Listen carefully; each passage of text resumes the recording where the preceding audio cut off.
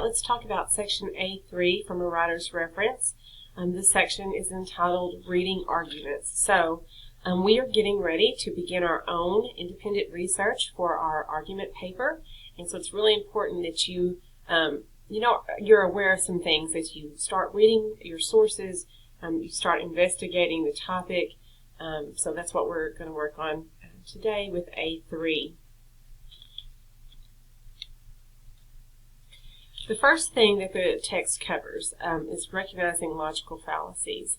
So logical fallacies are exactly what you think they are. It's fallacious reasoning. It is errors in reasoning, right? A lot of people depend on these types of arguments to get their point across, to get readers or followers to believe them. But we have to be careful because not every argument is ethical. There are problems with some arguments, and so the book covers a very small portion of actual logical fallacies. This is a new edition of the text, and they quite revised A3. I mean, they cut out a lot of stuff, and in shortening their list of logical fallacies is one thing that they did. The first one is the hasty generalization. So this is just, kind of jumping to conclusions. You have limited information, but you still come up with a conclusion. The example in the text, in a single year, scores on standardized tests in California's public schools rose by 10 points. Therefore, more children than ever are succeeding in America's public school systems.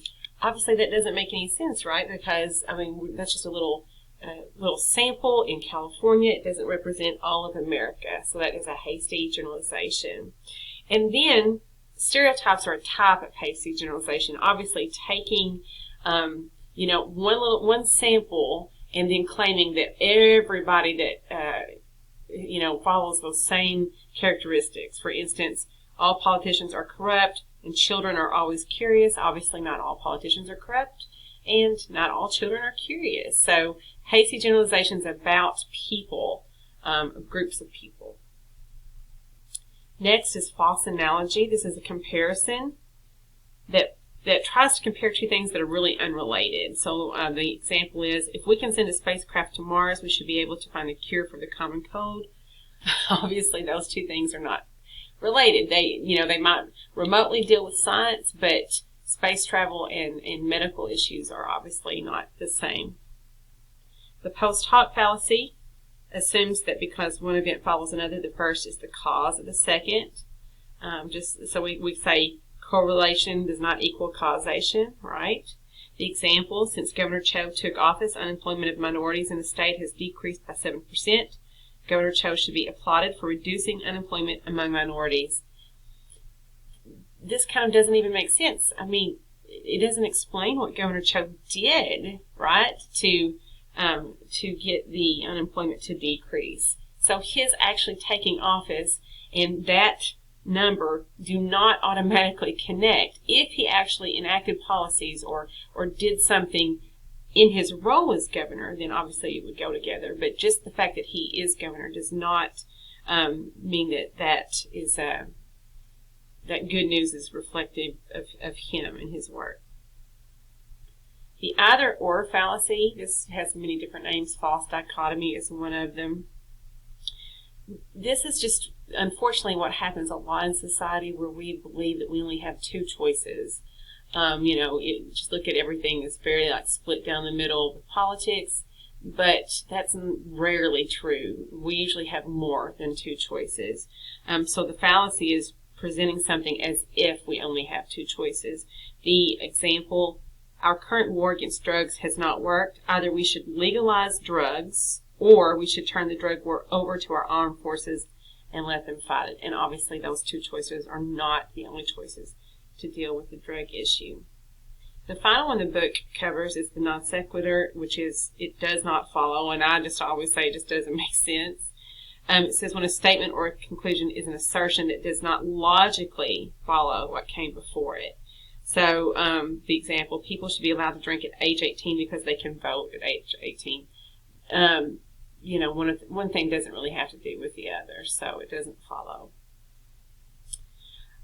The next portion of the text deals with the appeals. So listen carefully. There's also going to be a second video that deals with just the appeals and the assignment for the next 2 weeks.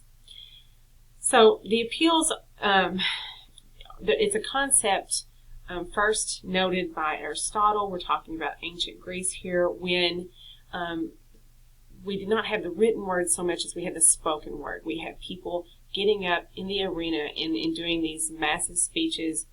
And at this point, Aristotle realizes that there are 3 ways that the speaker appealed to his audience. He's trying to persuade his audience using these 3 tactics. We call these the appeals. And the way you say it is, the author appeals to logos by, the author appeals to ethos, the author appeals to pathos, right? So logos is anything to do with logic and reason. We're talking about facts, evidence, anything scientific that is related. Again, statistics, anytime we have numbers that are given to us. These are the facts that we can actually pinpoint in the text. So logos is very much tied to the text itself, the words that have been given to us, what exists in those words, does it make sense? So the author appeals to logos when he uses a lot of facts to back up his argument. Or he appeals to logic, you can say that. Logos is the number one thing that we really need to try to rely on when it comes to making claims and to supporting arguments, because these are the things that can be, scientifically researched. They can be traced back. Facts and evidence do matter. Ethos is an appeal to the author's credibility or authority. So this can happen in a variety of ways. Maybe the author is someone who is really credentialed in the area in which he's writing. So if he is writing a health column and he is a doctor, then that makes sense. There is credibility, right away with this author. Other ways that people can be credible is just having experience with a particular subject, and also in the way that they present the information. We're talking about ethics here. So the way the author organizes his information, the facts that he chooses to use, the sources he relies on, the references he uses, he or she. This all relates to the author. So we're looking for the author's credibility. We're looking for his or her authority to speak on the subject in which they are speaking. And so this is an appeal to ethos, or appeal to credibility, an appeal to ethics. The most common appeal, unfortunately, that gets made in like just everyday walks of life is the appeal to pathos. These are our emotions or our values, and this is targeting the reader or the audience. So think about this. My absolute favorite example of an appeal to pathos are those ASPCA commercials that come on late at night sometimes, and it shows dogs shivering in cages, and they just look pitiful, and in the next moment, it's asking for your money. For $19 a month, you can keep these dogs out of these cages. That is an absolute appeal to pathos, because they are targeting the audience's emotions, right?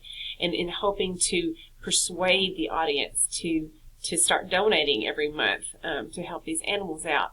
And it's just, it's a really good, it works, but unfortunately a lot of times when we rely only on an appeal to pathos, we don't have the evidence to back up anything.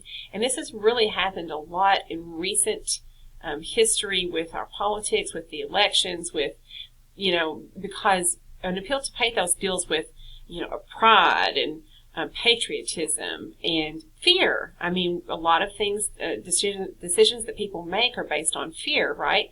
Well, if the fear is unfounded in logic, and even the people that are promoting these ideas are not ethical, there's a problem there. Unfortunately, people do make decisions based on their emotions. So it is very powerful. And all 3 should be used, or can be used in writing, but you don't want to rely too heavily when it comes to pathos, and you don't want anyone to rely too heavily when it comes to pathos. I had them in the triangle here because this is called the rhetorical triangle. I'm not sure why it was in a triangle, because this triangle looks like it's even, that all things are dealt with evenly, but that's usually not the case. You want to rely mostly on an appeal to logos. You want to have articles that depend heavily on logos. Ethos is also very good because we're talking about ethics and credibility, and we want to be as limited as possible on the amount that we use pathos in our own writing, but also we want to be leery and mindful when we come across articles and authors who rely too heavily on pathos. All right, the remainder of A3 just, ask you to consider the evidence, look at the assumptions that maybe the author has, because not every author or article is explicit in explaining some assumptions that they're relying on, so you want to evaluate those. You want to evaluate the evidence that they are using, and then you want to look at how fair the authors are. How do they deal with opposing viewpoints? It is important that when we are reading articles that the author is fair. That lends to his credibility, his or her credibility, right, in the ethics. So we want to pay attention to how the author uses other sources. That everything should be held in the same context that it originated in. Quotes should be accurate, and there just should be a fair handling. Obviously, we expect opposition to be refuted, but we can do that in a fair and reasonable way. To check yourself as you are reading, you can look at this. There's a little checklist here, and you can ask yourself these questions, making sure that you understand what you've read. So I'm afraid that a lot of people struggle with reading comprehension, and part of that is because we just want to read something once and be done with it. And we need to read multiple times, and we need to engage with the text. So ask questions about the text. And here are some that we can ask as we are looking at these different sources. What is the writer's purpose and thesis? Are there any gaps in reasoning? So think about logical fallacies. Think about, the evidence that's being used. Does it make sense? On what assumptions does the argument rest? Are any of the assumptions unstated? Again, a lot of times we have authors that write with these unstated or implied assumptions, that maybe not everybody agrees on. What appeals, ethical, logical, or emotional, does the writer make? Are these appeals effective? What evidence does the writer use? Could there be alternative interpretations of the evidence? Right? We have to keep everything in context, so we need to, and so the authors should as well. How does the writer handle opposing views? Is it fair? And if you're not persuaded by the writer's argument, what counter-arguments would you make to the writer? It is okay for you to disagree. This is all about evaluating what you are reading in hoping that it makes sense to you. So that ends A3. I hope this helps. This is all about reading arguments, but of course reading and writing is very much tied together. Thank you.